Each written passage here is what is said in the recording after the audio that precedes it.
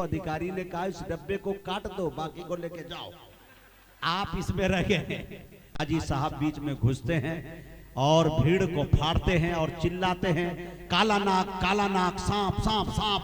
पूरा डब्बा खाली, सन्नाटा पसर गया।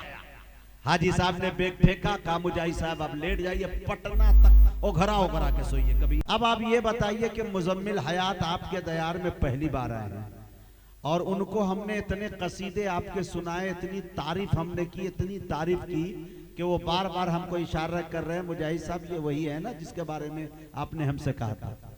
लेकिन मेरे दोस्तों, मेरी टांग एक नहीं है, वो चलेगी, लेकिन नाक मेरी बहुत खड़ी है, इसको कटने मत दीजिएगा, थोड़ा सा बचा दीजिएगा। ऐसा ना हो कि आप आबरू न बचाए तो आइंदा हम आने के लायक भी नहीं बचे। कारी जुबैर साहब, एक बात बताऊं कि एक 5 स्टार होटल के हेडिंग में ऊपर में लिखा हुआ था कि खाना आप खाएं, बिल आपका पोता देगा। फैमिली के साथ एक साहब गुजर रहे थे, कह रहे यार मौका बड़ा अच्छा है, खाना आप खाएं, बिल आपका पोता देगा। उन्होंने अपनी बीवी से कहा, एलिया से कहा, शरीके हया से कहा, मैडम मैं सही पढ़ पा रहा हूं, यही लिखा हुआ है, 5 स्टार होटल है, थोड़ा सोच लो, महंगा है। तो कहा यही लिखा हुआ है, खाना आप खाएं, बिल आपका पोता देगा। ये पूरी फैमिली के साथ एंट्री मार दी है। बेटर आया क्या ऑर्डर करें, का इसमें का जो सबसे कीमती खाना है, बेस्ट खाना है, वो लेके आ जाए। बेटर ने पूरे दस्तरखान को, टेबल को सजा दिया, वगैरह वगैरह, पूरे लवाजिमात से, और दुनिया की सारी नेमतें सजा दी उन्होंने। खाना जब खा लिए, पूरे शिकम शेर 8-10 आदमी थे, सब हो गए, तो बाद में उन्होंने कहा बेटर आए और लाकर 30,000 का बिल वहां सामने रख दिया। खैर बरकत, आप समझे, खाना आप खाएं, बिल आपका पोता देगा। खाना जब खा चुके 30,000 का बिल बेटर ने लाकर रख दिया, और लाकर दिया तो उन्होंने कहा कि भाई आपके होटल के तो बड़े अक्षर में लिखा हुआ है खाना आप खाएं, बिल आपके पोता देंगे, मैं इसलिए आ गया। कह रहा घबराइए नहीं, ये आपके खाने का बिल नहीं है, आपके दादे ही के खाने का बिल है। ठीक है, तो आप समझ पा रहे हैं, कुछ थोड़ी सी बात समझ में आ रही हो तो बताएं। यहाँ से रेलवे स्टेशन, मैंने अभी कारी जुबैर साहब से पूछा कि कौन है, तो कहा इंदौर। हाजी रईस साहब से मैंने एक मरतबा कहा था कि हाजी रईस साहब मुझे फौरन पटना, इंदौर पटना जाती है एक ट्रेन, मुझे पटना वहां जाना बहुत जरूरी है, और मेरा टिकट हर हाल में 12 बजे आप अपना प्रोग्राम खत्म कीजिए और मुझे वहां ट्रेन पकड़वा दीजिएगा। टिकट कंफर्म चाहिए, चूंकि रात का जगा हुआ होता हूं, विदाउट एसी सफर नहीं कर पाता, हालात हिंदुस्तान के ठीक नहीं है। हाजी रईस साहब ने कहा घबराइए नहीं, मेरे दयार में आए, टिकट तो यूं चुटकी बजा के मैं ओके कर दूंगा। मैं यहाँ आया तो हाजी साहब से जलसे के बाद, खाने के बाद टिकट तलब किया कि टिकट दीजिए हाजी साहब। हाजी साहब ने कहा बहुत माफी चाहता हूँ, माजरत के साथ आज सर्वर डाउन था, टिकट नहीं निकल पाया। अब तो मेरा दिन में ही मुझे तारे नजर आने लगे, मैं गिनने लगा, तलवे से पर जमीन खसक गई।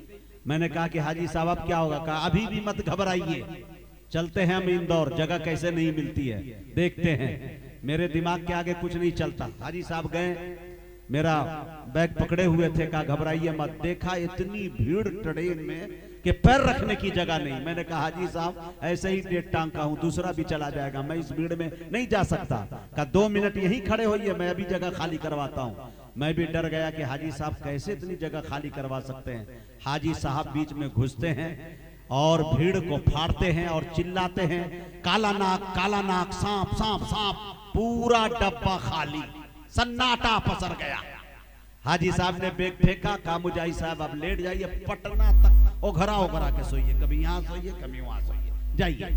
मैं भी जलसे का थका था, जल्दी से गया, बैग पे तकिया बनाया और बैग का तकिया और सो गया। नींद जब खुली तो सुबह, ये क्या भाई, ये खुदा की कोई, ये काला नाग इधर ही निकल गया, वो तो डब्बा में निकला था।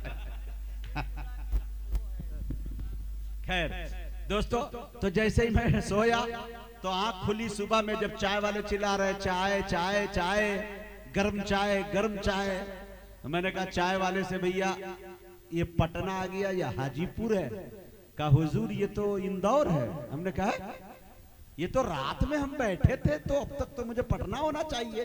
कहा नहीं, आप ट्रेन में ठीक ही बैठे हैं, लेकिन कल रात एक हादसा ये हुआ कि इस डब्बे में काला नाग घुस गया था। तो रेलवे अधिकारी से जब बात की गई तो अधिकारी ने कहा इस डब्बे को काट दो, बाकी को लेके जाओ, आप इसमें रह गए, है कि नहीं। थोड़ा सा मुस्कुराते रहिए जिंदगी के लिए। अब ये देखिए एक नाजिम को जलसे की जिंदगी के लिए, मुशायरे की जिंदगी के लिए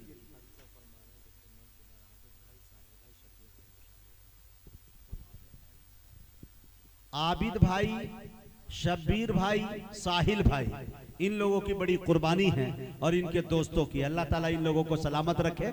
अभी मैं समझता हूं कि ये ताज़ा प्रोग्राम है, नई नस्लों ने कराया है, तजुर्बा नहीं था। इंशाअल्लाह अल्लाह ने चाहा तो आज इतना बड़ा कराया है तो यही लोग इंशाअल्लाह बड़ा भी कराएंगे, ऐलान के तौर पे कराएंगे और बड़ी फहरिस्त बनाएंगे और इंशाअल्लाह फिर वो मजमा होगा। और इंशाअल्लाह आपकी दुआएं इतने लोगों की मिल गई, यही बहुत बड़ी बात है। आइए मैं कारी मुजम्मिल हयात साहब को बिला किसी तमीद और ताखीर के आपके हवाले करूंगा। लेकिन हमारे काश्तकार किसान लोग, ये देहात का एरिया है और बहुत खूबसूरत सा माहौल है। तबीयत तो ये चाह रही है कि काश एक दो दिन खाली होते तो कहीं पे चरपाई लगाकर किसी दरख्त के नीचे हम भी बैठ जाते, लेट जाते और एकदम नेचुरल हवा लेते रहते तो अच्छा लगता। मुझे एक शेर याद आया, अगर इजाजत दे तो दाग दूं। तैयार हैं आप लोग? तुम्हारे शहर में रहते हुए अब घिन सी आती है।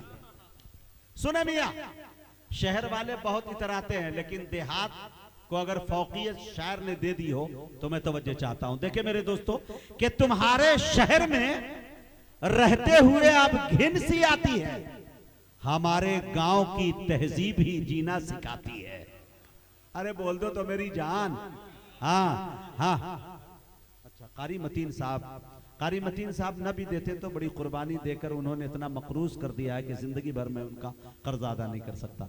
अल्लाह इन्हें सलामत रखे। ये आशिक रसूल है, मद्दाह रसूल के बड़े दीवाने हैं ये। अल्लाह ताला इन्हें सलामत रखे। मेरे दोस्तों के तुम्हारे शहर में रहते हुए अब घिन सी आती है, हमारे गांव की तहजीब ही जीना सिखाती है।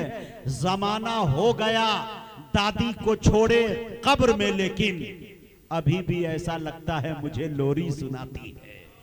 जमाना हो गया दादी को छोड़े, जमाना, बहुत बहुत शुक्रिया, जमाना हो गया दादी को छोड़े कब्र में, लेकिन अभी भी ऐसा लगता है मुझे लोरी सुनाती है। पेशानी पर पसीना देखकर मैं कांप जाता हूं, आय है, पेशानी पर पसीना देखकर मैं कांप जाता हूं। मेरी मां बैठकर चूल्हे पे जब रोटी पकाती है, पेशानी पर, बहुत बहुत शुक्रिया, बहुत बहुत शुक्रिया, पेशानी पर पसीना देखकर मैं कांप जाता हूं। बहुत बहुत बहुत शुक्रिया, जज़ाकल्लाह। ये हमारे दोस्त है और साथी है। दुनिया का चाहे जितना बड़ा अल्लाह का वली बन जाए, उसकी अहमियत दो जगह नहीं हो सकती, एक उसकी बीवी के पास, एक उसके साथी के पास। अब अशफाक बहराइची ने मेरा ही रुमाल मेरे कंधे पे रख दिया, आपने देखा। अब ये 100 रुपया इनाम दिया है, अब ये 100 रुपया के बदले में कितना खर्चा होगा वो आप नहीं जानते, वो मैं जानता हूं। तो ये साथी है। एक बात बताऊं, एक जगह बैठे हुए थे, हर आदमी अपनी बीवी से परेशान रहता है, लेकिन मेरे दोस्तों कोई बोल नहीं पाता। मेरा एक दोस्त था, दिन रात बीवी की बुराई, दिन रात, उठे तब बुराई, जगे तब बुराई, चले तब बुराई, और बीवी के पास जाए तो भीगी बिल्ली की तरह दुम दबाए बैठे रहे। एक दिन बैठे हुए थे, मैंने कहा यार तुम दिन रात सिर्फ बुराई करते रहते हो अपनी अहलिया की, आखिर तो 3 बच्चे उन्हीं से है ना।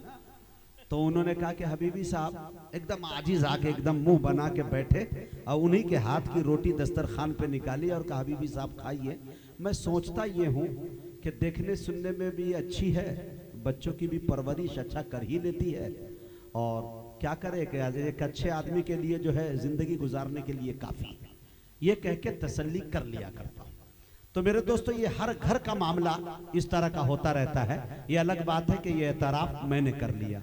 खैर बहरकैफ ये माहौल जिंदा दिली का इसलिए मैंने पेश किया कि ताकि मुजम्मिल हयात के लिए फील्ड हमवार हो सके, पिच अच्छा हो जाए और ये आते ही वैभव सूर्यवंशी की तरह रोल अदा करे, सिर्फ छक्का और चौका लगाए। मैं उनसे आज कहूंगा कि बिल्कुल तमहीदी गुफ्तगू ना करें, सीधे आए, भाषण देने का कायल नहीं हूं, एक मतला एक शेर से शुरू करता हूं इंशाअल्लाह। हाँ।